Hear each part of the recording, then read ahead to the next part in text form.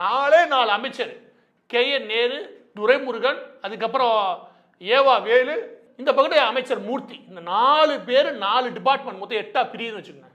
இவனுங்க மட்டும் அடிச்ச கொள்ளர்கள் சுமார் 2 லட்சம் கோடி. இதுக்கான ஆதாரம் எல்லாமே இதுக்கு முன்னாடி வெளியிட்டேன். 2 லட்சம் கோடி. இந்த மாநிலம் கடனான மாநிலம் கிடையாது, உங்களுக்கு செய்ய முடியாதுன்னு கிடையாது. இந்த 2 லட்சம் கோடி இருந்தால் எவ்வளோ பள்ளிக்கூடங்கள் கட்ட முடியும், எவ்வளோ ஏழைகளுக்கு வீடு கட்ட முடியும், எவ்வளோ இடங்கள்ல ரோடு போட முடியும், எவ்வளோ இடங்கள்ல எவ்வளோ 15,000 கிராமங்களுக்கு மேலே தண்ணீர் தட்டுப்பாடு உண்டு. அந்த தண்ணீர் தட்டுப்பாடு உள்ள கிராமங்களுக்கு போதிய வசதிகள் பண்ணி தர முடியும். இப்படி 1008 பிரச்சனையோடைய ஏதாவது ஒன்று தீர்வு காணாதா இந்த அரசு அப்படின்னு மக்கள் எதிர்பார்த்துக்கிட்டு இருக்கக்கூடிய இந்த மாநிலத்தில் இந்த 4 அமைச்சரும் ஒருத்தர் சாலைகள். நீங்க சாலையோட லட்சணத்தை நீங்க போய் பார்த்தா தெரிஞ்சு தினமும் அதில் தான் போறீங்க. அதுல பல லட்சம் கோடி உள்ள கொண்டு வந்து அதுல அடிச்சிருக்காப்ல 50,000 கோடிக்கு மேல. இந்த ஆளு கல்லுல ஆரம்பிச்சு கனிம வள வரைக்கும் எல்லாம் கொள்ள இந்த ஆளு.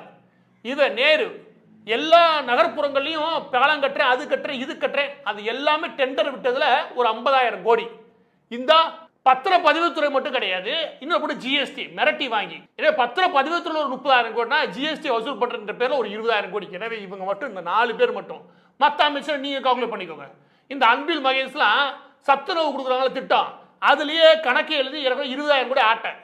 எனவே இந்த 4 பேருக்கு 2 லட்சம் கோடினா நீங்க கவனிக்க வேண்டிய விஷயம் என்னன்னா, இந்த 2 லட்சம் கோடியில எப்படி பாதியை பிரிச்சு ஸ்டாலின் குடும்பத்துக்கு கொடுத்துருப்பாங்க, அவங்க எப்படியும் ஹவாலாவா மாத்த போறான்னு வச்சுக்கவேன். இப்படிலாம் போச்சுன்னா நாடு எந்த காலத்துல